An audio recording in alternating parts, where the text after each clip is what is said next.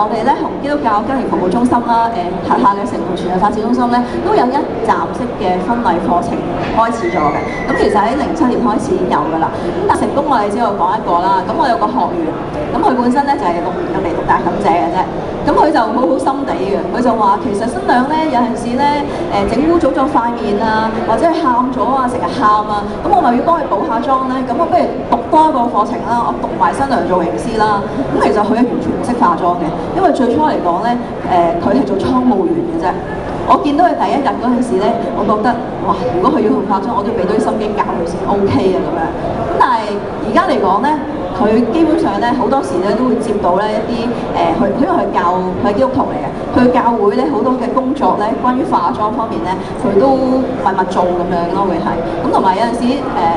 做翻大妗姐啦，佢哋教會個勢力好龐大噶嘛，會係咁啊，生意都唔係太差嘅。咁我哋公司我哋都會開始同佢有合作啦，我哋有經驗之後，咁啊都會有一啲真正即係有要求嘅新娘，其實佢都可以而家做得好滿意咯。咁啊，大約佢都係用咗2年到嘅時間啦。呢班應該都係第一班嘅學生啦，會係咁好多，我諗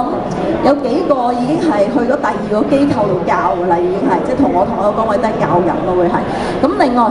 已經係有我諗1/3啦，我唔敢講啊，1/3度啦嘅同學已經投身咗呢個行業咯，會係。